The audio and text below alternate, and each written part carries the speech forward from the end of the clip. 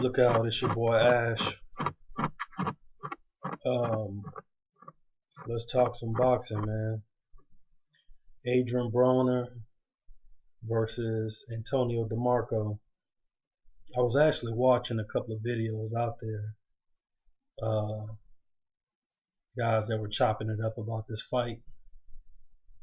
Adrien Broner, Floyd the second, um, guy talks a lot and receives a lot of criticism, a lot of hatred based on the way that he acts, and he's just claiming to be himself. Um, I can care less about how a guy acts as long as he's not going to, jail all the time or getting caught with dope and stuff like that. I can care less how they act, as long as they're willing to commit themselves to the sport, get in the ring, and get it on. And so far, that's what I've seen from Adrien Broner. A lot of people criticize him, saying he's never fought anybody. He's still relatively young in his career, and I've been to many Golden Boy events, covered them actually, and seen Adrien Broner on the undercard. And that's actually how he got his opportunity, because on those undercards, those untelevised undercards, Adrien Broner was just stamping guys out of there, making statements, beating guys down, stopping them in the first round, beating them up real bad. And I guess from a business standpoint, they saw this guy who was, young, cocky.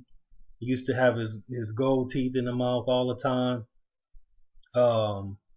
Flashy, brushing his hair right before he's being introduced. And obviously there was a niche market that they can tap into where they can make money if they can showcase this guy, see what type of marketability he has, or what type of marketability he can bring in, what type of money he can bring in, and that actually turned out to be successful, as he has basically no problem selling out the arena in Cincinnati. Um, when I look at the landscape at 130 pounds, since they've been criticizing for not facing anybody, outside of Ricky Burns, who opted to go up in weight instead of fighting Adrien Broner for the WBO title, who really was there? I mean, he fought Ponce de Leon in a fight some people thought he lost. That was actually the first time I actually seen Ponce de Leon moving backwards in boxing. If you don't normally do that in a fight, it's a reason why you do that. It wasn't because Ponce all of a sudden decided he was going to be a guy who boxes on the move.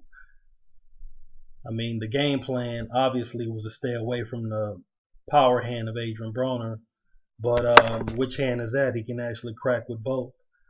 Another top guy that was at that weight is Jason Litzau, who was coming off the most impressive victory of his career by beating Celestino Caballero, which a lot of people were high on, and a lot of people were saying that Juanma Lopez ducked down at the featherweight and super bantamweight divisions. Did Juanma duck him? I guess it's left to the opinion of those who actually give a damn. And Juanma has his own problems.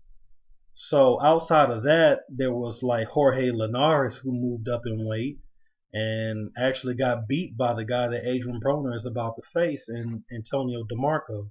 So basically there was only one guy who I can think of that would be left, maybe two, Malcolm Clausen and Monty Mezzaclay. So outside of those two fighters, I mean, who really was he supposed to face that was supposed to give him the acclaim? So he moved up in weight. He was actually outgrowing the division, and now he's going up against a guy who represents a significant test. Antonio DeMarco, a lot of people are already doubting him and criticizing him as some obscure fighter, but he's not. He's actually a solid guy. He first made his name by beating Kid Diamond. And if you've been around long enough, you know Kid Diamond basically got his name from the media because he sparred Floyd Mayweather years ago and did very well against him. In fact, some people say that he gave Floyd fits in that sparring session. and that actually gave him the name, where the media would actually write about him saying he was a legit threat. And after that, Kid Diamond beat a guy who was highly touted named Koba Gogalazde. He was a guy who could box on the move, use the whole ring, and Kid Diamond walked right through him. And this was a guy that was going to be highly promoted. He was going to be highly touted. And when he had his first showcase fight, Kid Diamond I'm talking about, it was on a Roy Jones undercard, Roy Jones Tarver 3. They were putting him in the ring with Nate Campbell, and Nate Campbell had been knocked out by Robbie Pete and then rode off. And this was supposed to be a showcase fight for Kid Diamond, and Nate Campbell whooped his ass. Beat him down, you know what I'm saying? I think he stopped him, I forget. Yeah, I think he stopped him, and that gave Nate's career a much needed boost. That was before Nate even became world champion. That kind of brought him back to the scene. But not only did DeMarco beat Kid Diamond, he beat Ajaho. He fought Edwin Valero, and he also beat Jorge Linares in the fight. Linares was winning. He ended up busting him up, making him bleed profusely, into the ref. I think the ref stopped that fight. I've been drinking, so I don't remember right off the top of my head.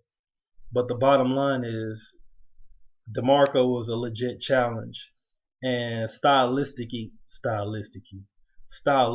he can pose some problems due to the fact that he's tall and he's a bit rangy, and he actually has a really decent power. He's also a southpaw, and Ponce de Leon was a southpaw, and you saw how Adrien Broner did against him. So will that be a deciding factor in this fight? We will see. Fights are won in the ring, not on paper. But it is a legit challenge, and it should be a fight that's on television, and it will tell us a lot about Adrien Broner, more than what he tells us about himself, that he's this, that he's that, and guys don't want none. But I can already see that if he beats DeMarco impressively, that he's not going to get credit, and he should, because outside of DeMarco, Vasquez is probably the only guy left there, at 135 pounds that can actually test Adrien Broner. But Adrien Broner brings a lot to the ring. I've seen this guy many times. Before he was even on a televised card on HBO, I've seen him. He can box, but he doesn't actually move around the ring like he used to. Some of his fights when he was a prospect, he moved around the ring a lot, utilized the ring, still fighting at angles. But as a being of the fact that he's young, I'm actually surprised that he's actually settled into a style where he's actually walking guys down, using that Mayweather defense and setting guys up for tremendous counters, powerful counters with right and left hand.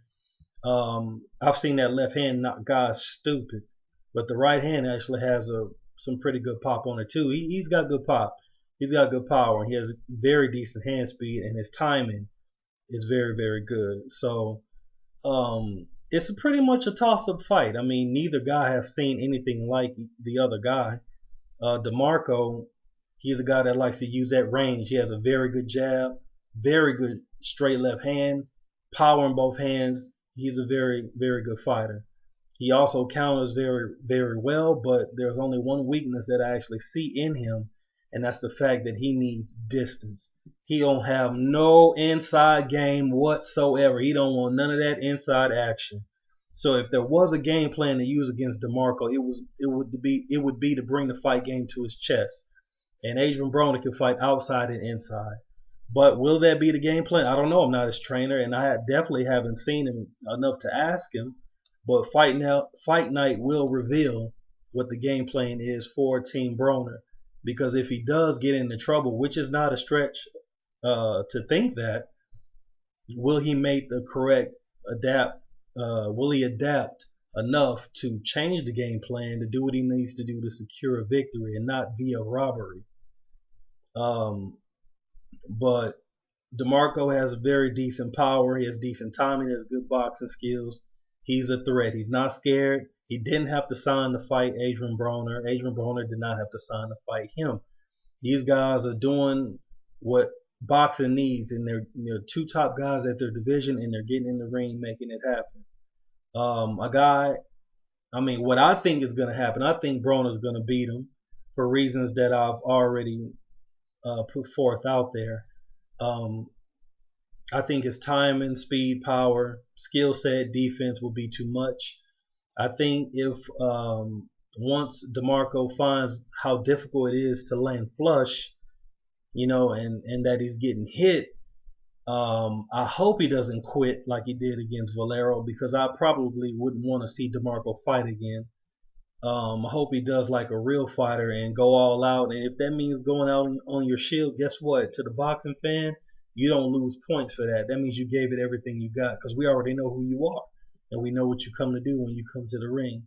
Now, if you beat Broner, that should set you up with great fights ahead. A unification with Vasquez, maybe move up in weight. It's a lot of good fights right there at 140 pounds. So a win over both guys would be significant. Fight I would like to see Adrien Broner face. I want to see him fight Brandon Rios. Obviously, he's not at 140 pounds, but that was a guy he boasted that he can whoop. I would also like to see Adrien Broner against Hank Lundy.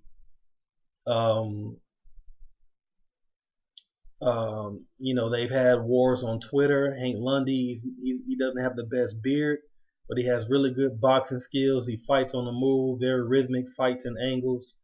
Philly fighter, solid fight. But Lundy lost to a guy that DeMarco just beat in John Molina, and he stopped John Molina in the first round. So this is a very, very legit fight. Speaking of Adrien Broner, a lot of people were saying that he went bitch at the press conference. Him and Broner-Guerrero saw each other at, I think it was Andre Ward and Chad Dawson's press conference. And they were saying Adrien Broner looked like he didn't want any part of Broner-Guerrero. But I saw the video, and I give Broner-Guerrero credit. He don't have a problem walking up to any fighter, issuing a challenge, saying he would like to face him and stuff like that. He did that to Timothy Bradley. I think it rubbed Bradley the wrong way. That fight was supposedly secure and it didn't happen. Maybe you can blame the suits, because Golden Boy and Top Rank for years now have basically showed that they don't want to do business together, which is quite odd, because Vanez Matarosian is fighting Eruslandi Lara. But I think that was won via purse bid, so that's different. You outbid the other promoter, you win the rights to the fight. So this is not the same thing. Guerrero is a welterweight, Broner is a lightweight. Technically they shouldn't be fighting, but when you run your mouth saying you can beat somebody, hey, you got to show up on fight night. But like I said, I saw the video with Broner and Guerrero, and I didn't see Broner going bitch. I saw Guerrero telling Broner, hey man, you got to come up to 47. Adrien Broner was like, make it happen. Send the contract, I'll sign it. And he walked off. And then Guerrero was like, no eye contact. He didn't want to look me in my eyes. He don't want to bring that, yeah, you got a 0 and I'll smash that shit. Well, how come you wouldn't fat mouth him when he was standing right there? You know what I'm saying? So who really went bitch? If you're going to say somebody went bitch, both of them went bitch. Because Guerrero didn't really get crunk until Broner walked off. Before that, he was very respectful, in my opinion. I didn't see him say, look, I'll whoop you. You talking shit, I'll whoop your ass. He didn't say any of that shit. He was like, you know what? You got to come to 47. So I don't see how people say Adrien Broner went bitch. I think there's a lot of guys on YouTube that say what they need to say to get subs. I never gave a damn about getting subs and stuff like that. I don't even know who subbed to me, to be honest. I know it's quite a bit of them because I see it on my page.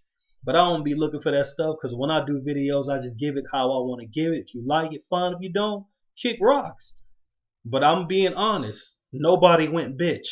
You see, that was actually filmed on camera, but guys talk to each other all the time off camera, issuing challenges or whatnot, and you usually hear about it and you usually don't. But nobody went bitch in that situation, and I think eventually over time maybe these guys will meet. But the rate Guerrero's going, if he keeps winning, they may not meet because Guerrero's a welterweight, and he's doing things. Broner is a lightweight. He's doing things. Maybe if they both become legit stars, box office, it can do huge numbers. But for now, it will just be a fight for the hardcore fans, which is you and I. But back to Broner and DeMarco. Good fight. I love to see it. Can't wait to see it. Actually, it's in a couple of weeks. Like I said, I would like to see Broner, if he wins this title, be unified with Vasquez. That would be big. Or if you have trouble making 35, it's not like Broner is a small dude. I've had my camera in this dude's face at Sharpstown Mall. I think it was at the Chavez Manfredo press conference. And I mean, I've been around lightweights, super featherweights, all that, and he's a pretty big dude. So how he makes weight, I don't know. He's pretty solid. He's ripped. He got a good power. We'll just see what happens on fight night. But if the guy just stamps DeMarco out of there, which no one has done, not even Valero, who had crazy power and he was a southpaw. If he stamps him out of there, don't take credit away from this dude, because fights are won in the ring, not on paper. And we already know what DeMarco brings to the ring. We know the guys that he's fought. We know what he comes to do. He's world champion. You know what I'm saying? I think Broner is actually fighting for his title. He's the challenger. So how can you take credit away from the guy if he goes in there and handles his business? That means he had the better training camp. They had the better game plan, or maybe he's just a better fighter that night. Give him his credit. How you take credit away from a guy who shows up to do what he's supposed to do? But you're quick to give credit to a guy who loses and makes all these damn excuses, like the gloves or the ring, or I mean, come on, seriously. But I can't wait for the fight to happen. I love to hear what your comments on that fight are, and just leave it down there in the comment section or submit a video response. Let's hear it. I'll holler at you. Ash. Peace.